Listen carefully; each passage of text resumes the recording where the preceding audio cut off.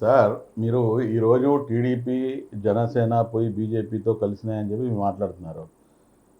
అది నాకు అర్థం కాని పరిస్థితి ఏంటంటే రాష్ట్రంలో అధికారంలో ఉన్న పార్టీ ఏదండి ప్రస్తుతానికి? ప్రస్తుతానికి అధికారంలో ఉన్న పార్టీ ఇక్కడ భారతీయ జనతా పార్టీ. ఈ మాటని ఎవరు కాదనలేని సత్యం ఇది. అధికారంలో ఉంది వైఎస్ఆర్ కాంగ్రెస్ పార్టీ, ఏమాత్రం కూడా కాదు.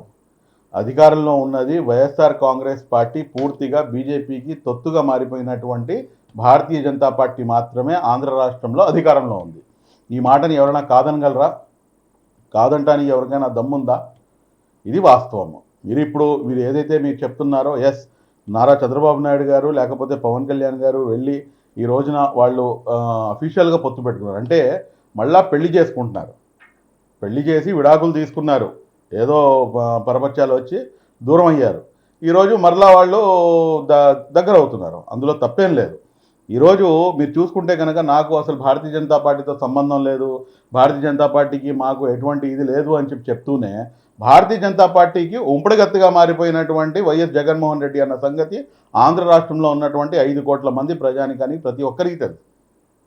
నేను అందరితో కూడా నేను విన్నవించుకునేది ఒకటే, అదేంటంటే ఏదైతే సమాజంలో మేము బతుకుతున్నామో ఆ సమాజంలో సంసారాన్ని ప్రోత్సహిస్తారా లేకపోతే సహజీవనాన్ని ప్రోత్సహిస్తారా? ఆబ్వియస్గా సమాజంలో ఎవరైనా కానీ ఏదైతే పెళ్ళి అంటారో దాన్నే ప్రోత్సహిస్తారు, అంతేగాని ఈ విధంగా అంటారు సహజీవనం చేస్తున్నటువంటి వాళ్ళని ఏమాత్రమే వస్తుంది. ఇప్పుడు మీరు ఆ క్వశ్చన్ పర్టికులర్గా నాకు గడ్డం టోపీ ఉంది కాబట్టి మీరు నన్ను అడిగారు కాబట్టి నేను దీనికి కూడా నేను మీకు సమాధానం చెప్తాను. అదేంటంటే ఈరోజు భారతీయ జనతా పార్టీని ఓడించడానికి ఆంధ్ర రాష్ట్ర ముస్లింలు కాదు, భారతదేశంలో ఉన్నటువంటి ముస్లింలు భారతీయ జనతా పార్టీ ఓడిపోవడం కోసం మేము పనిచేయాల్సినటువంటి అవసరం అంత కర్మ మాకు పట్టలేదు. ఎందుకంటే మేము ఏ విధంగా గెలవాలి, మన సమాజం ఏ విధంగా గెలవాలి, నేను ఏ విధంగా గెలవాలి, నేను ఏ విధంగా ముందుకు వెళ్ళాలి, నా సమాజం ఏ విధంగా ముందుకు వెళ్ళాలి, రాష్ట్రం ఏ విధంగా సర్వతోముఖాభివృద్ధికి కొనసాగాలి అన్న దానిపై మాత్రమే మా యొక్క ఆలోచన తీరు ఉంటుంది. కానీ ఏమాత్రం కూడా మేము ఒకరిని ఓడించడానికి మనం ఏమాత్రం కూడా పనిచేయము.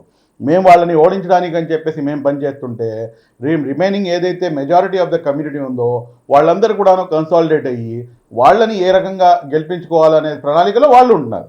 కాబట్టి ఇక్కడ రాష్ట్రంలో అయితే మాకు వచ్చిన సమస్య ఏమి లేదు. ఎందుకంటే మీరు చూసుకుంటే కనుక గతంలో 4 సంవత్సరాలు భారతీయ జనతా పార్టీ, జనసేన మరియు అదేవిధంగా తెలుగుదేశం పార్టీ అధికారంలో ఉన్నారు.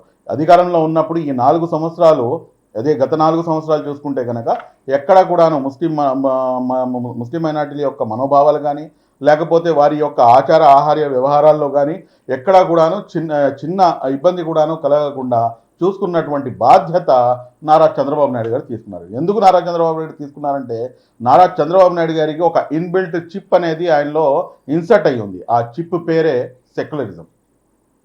ఒక సెక్యులర్ లీడర్ ఏ విధంగా ఉండాలో ఆ విధంగా ఉండేటటువంటి వ్యక్తి నారా చంద్రబాబు నాయుడు గారు. కాబట్టి మాకు ఎటువంటి సమస్య రాదు. ఎస్, ఖచ్చితంగా రాబోయే రోజుల్లో ఏదైతే సిఏఏ, ఎన్ఆర్సీ మరియు అదేవిధంగా యూనిఫామ్ సివిల్ కోడ్ లాంటి ఏదైతే చట్టాలు ఉన్నాయో ఈ చట్టాలకు ఖచ్చితంగా నారా చంద్రబాబు నాయుడు గారు ముస్లిం మైనార్టీలకు బాస్టర్గా నుంచోవాలి. ఒకవేళ దానికి వ్యతిరేకంగా కూడాను ఆయన మాట్లాడకుండా లేదంటే వాటికి ఒత్తాసు పలికితే కనుక ఖచ్చితంగా రాబోయే రోజుల్లో నారా చంద్రబాబు నాయుడు గారు సైతం కూడాను ప్రశ్నించబడతారు. అందులో ఏమాత్రం కూడాను సందేహం లేదు. సార్, ఇప్పుడు మీరు చూసారు చాలా వరకు మైనారిటీ హక్కులు, ఎస్సీ హక్కులు మొత్తం హరించబడుతున్నాయి. కానీ నువ్వు పక్కన ఉన్న నా ఎస్సీ అంటాడు, నా మైనారిటీలు అంటాడు. దీని మీద చూడండి సార్, రాష్ట్రంలో ఏదైతే చెట్టు కొమ్మపై కూర్చున్నారో ఆ చెట్టు కొమ్మ పేరే ఎస్సీలు, ఎస్టీలు, బీసీలు, మైనార్టీలు. కానీ అధికారం చేజిక్కించుకున్న తర్వాత గౌరవ ముఖ్యమంత్రి వర్యులు ఈ ప్రభుత్వంలో చూసుకుంటే కనుక అత్యధికంగా దాడులు మీకు డాక్టర్ సుధాకర్ కానివ్వండి, లేకపోతే మీకు మొన్న జరిగినటువంటి కోడికత్తి శ్రీనివాంశం కానివ్వండి, లేకపోతే మీరు చూసుకోవచ్చు మీకు అక్కడ ఉన్నటువంటి ఏదైతే మన మిస్బా 10వ తరగతి విద్యార్థిని ఆత్మహత్య అంశం కానివ్వండి, కర్నూలు జిల్లా గోనెగండ్ల మండలం ఎర్రబాడు గ్రామానికి చెందినటువంటి హాజిరా అంశం కానివ్వండి, లేకపోతే కడప జిల్లాకి చెందినటువంటి అక్బర్ బాషా అంశం కానివ్వండి, వీటన్నింటితో పాటు ఏదైతే నంద్యాల అబ్దుల్ సలాం లాంటి ఇష్యూ కానివ్వండి, లేకపోతే 10వ తరగతి విద్యార్థి తన యొక్క అక్క మానాన్ని కాపాడటానికి ఇది తప్పు అని చెప్తే నోట్లో గుడ్డలు కుక్కేసి కాల్చివేసినటువంటి సంఘటనలు. అంటే అమానవీయమైనటువంటి సంఘటనలు ఈ రాష్ట్రంలో చోటు చేసుకుంటున్నాయి అంటే వీటన్నిటికీ కారణం ఏంటంటే, గతంలో నేను చాలాసార్లు చెప్పేవాడిని, అదేంటంటే గత ప్రభుత్వానికి ఈ కళ్ళు నెత్తికెక్కినాయని చెప్పేసి. కానీ ప్రస్తుతం ఉన్నటువంటి ప్రభుత్వానికి ఈ కళ్ళు ఏడో ఆకాశానికి ఎక్కినాయని చెప్పేసి చెప్పడంలో ఏమాత్రం కూడా అతిశయోక్తి లేదు. ఎందుకంటే ఏదైతే అహంకారం ఉందో ఆ అహంకారంతో ఎవరైతే కొట్టుకుంటారో రాబోయే రోజుల్లో ఖచ్చితంగా ఆ అహంకారమే వాళ్ళ యొక్క పతనానికి నాంది పలుకుతుంది అన్న సంగతి చరిత్ర చెబుతున్నటువంటి సాక్ష్యం, నేను చెప్తున్న సాక్ష్యం కాదు. కాబట్టి ఇక్కడ చూసుకుంటేనేమో మేము సిద్ధం అంటున్నారు. దేనికి సిద్ధం? ఏం చేశారని చెప్పి సిద్ధం? దేనికి? మన ఈ రాష్ట్రంలో ఉన్నటువంటి ప్రజలకి మీరు ఏం ఉద్ధరించారు? రాష్ట్రంలో ఉన్నటువంటి ప్రజానికానికి ఏ విధంగా మీరు డెవలప్మెంట్ చేశారు, లేకపోతే ఏ విధంగా వారి యొక్క ఆర్థిక సామాజిక సంక్షేమ కార్యక్రమాలు మీరు చేశారో అర్థం కానటువంటి పరిస్థితి. మీరు ఈరోజు చెప్తున్నటువంటి ఏదైతే మాటలు ఉన్నాయో, ఈ కళ్ళబుల్లి కబుర్లు, వీటిని వినడానికి ఏ ఒక్క సామాజిక వర్గానికి చెందినటువంటి ప్రజలు కూడాను సిద్ధంగా లేరు. ఖచ్చితంగా రాబోయే ఎన్నికల్లో ఏదైతే వైఎస్ జగన్మోహన్ రెడ్డి గారి యొక్క దుష్ట పరిపాలన ఉందో ఆ దుష్ట పరిపాలన గద్దె దించాల్సినటువంటి బాధ్యత రాష్ట్రంలో ఉన్నటువంటి అన్ని సామాజిక వర్గాల ప్రజలపై ఉంది. ఖచ్చితంగా అందరూ కలిసి రాష్ట్రాన్ని సర్వతోముఖాభివృద్ధి వైపుకు తీసుకుని వెళ్ళడానికి, రాష్ట్రం సస్యశ్యామలంగా ఉండడానికి ఖచ్చితంగా మేమందరం కలిసికట్టుగా నారా చంద్రబాబు నాయుడు అన్న వ్యక్తిని ఈ రాష్ట్రానికి మరలా ఇంకోసారి ముఖ్యమంత్రి చేయబోతున్నాం. అందులో ఏమాత్రం అతిశయోక్తి లేదు, ఇన్షాల్లా. సార్ ఒక లాస్ట్ క్వశ్చన్ అండి. ఇప్పుడు ప్రస్తుతానికి మళ్ళీ రాజధాని మళ్ళీ వచ్చే ఎలక్షన్లో మేము కంపల్సరీగా నేను వైజాగ్ని రాజధాని చేసుకుని పరిపాలిస్తా అని చెప్పేసి అన్నారు. కానీ ఇక్కడ కమరావతి అనే పేరుతో దాన్ని బ్యాడ్ స్టాప్ చేశారు.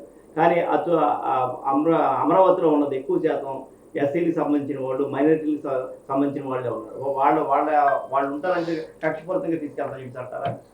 ఒక సామాజిక వర్గానికి మనం అమరావతిని కమరావతి అని చెప్పేసి పేరు పెట్టి, లేకపోతే ఇంకో సామాజిక వర్గాన్ని యొక్క ఆధిపత్యం కొరకు రాష్ట్రంలో ఉన్నటువంటి 5 కోట్ల ప్రజలు, 5 కోట్ల మంది ప్రజలు కలలు కన్నటువంటి ఏదైతే రాజధాని ఉందో ఆ రాజధానిని సర్వనాశనం చేశారు. ఈరోజు మీరు చూసుకుంటే కనుక 3 రాజధానులు అని చెప్పేసి పెద్ద పెద్ద మాటలు మాట్లాడుతున్నారు. ఎక్కడ 3 రాజధానులు? ఎక్కడైనా ఒకచోటైనా కానీ రాజధాని నిర్మాణం చేసి చూపించారా? ఎక్కడైనా కానీ ఒకచోటైనా కానీ మీరు రాజధాని నిర్మాణాన్ని పూర్తిగా మీరు అమలు చేయగలిగారా? మీరు ఎప్పటి నుంచో చెప్తాను, నేను దసరాకి వెళ్ళిపోతాను, నేను సంక్రాంతికి వెళ్ళిపోతాను, తర్వాత నేను ఎన్నికల ముందు వెళ్ళిపోతాను అని చెప్పి ఇప్పుడు మళ్ళీ లాస్ట్ వచ్చేటప్పటికి హైదరాబాదే ఉమ్మడి రాజధానిగా ఉండాలి అని చెప్పి మళ్ళీ ఇప్పుడు మన ఎన్నికలు అయిపోయిన తర్వాత మళ్ళీ నేను వైజాగ్కి వెళ్తానంటే వినడానికి ప్రజలు ఎవరు పిచ్చోళ్ళు ఏం కాదండి. ఈ రాష్ట్రానికి ఒకటే రాజధాని ఉంటుంది. ఆ 5 కోట్ల ప్రజల యొక్క ఏకైక రాజధాని, 5 కోట్ల ప్రజలు కళ్ళకన్నటువంటి రాజధాని. అప్పుడు నేను ఇక్కడ చాలా సూటిగా ఒకటే అడుగుతానండి, అదేంటంటే మీరు ఒక విషయం మీరు నాకు చెప్పండి. మీరు ఈ రాష్ట్రంలో ఉన్నటువంటి ప్రతి ఒక్కరు కూడాను గమనించారు, ఎప్పుడైతే ఈయన ప్రతిపక్ష నాయకుడు హోదాలో అసెంబ్లీ సాక్షిగా చెప్పినటువంటి మాట 26,000 ఎకరాలు కాదు, దానికన్నా ఎక్కువ స్థలం కావాలి, మేము దీన్ని స్వాగతిస్తున్నాము అని చెప్పి నేను నా ఇంటిని కూడా నేను అమరావతి ప్రాంతంలోనే కట్టుకుంటున్నాను అని చెప్పి నేను ఎక్కడ కూడా రాజధాని నేను ఇక్కడ నుంచి తరలించను అని చెప్పేసి మాట ఇచ్చి మడమ తిప్పి ఈరోజు మీరు చేస్తుంది ఏమిటి? మీరు చేస్తుంది ఇది మాట ఇచ్చి మడమ తిప్పడం కాదా? పెద్ద పెద్ద మాటలు మాట్లాడటం అనవసరం. కాబట్టి ఏదైతే రాజధాని ఉందో ఆ రాజధాని ఎప్పటికీ ఆంధ్ర రాష్ట్రానికి 5 కోట్ల ప్రజల యొక్క కలల రాజధాని అమరావతి. అందులో ఏమాత్రం కూడా సందేహం లేదు.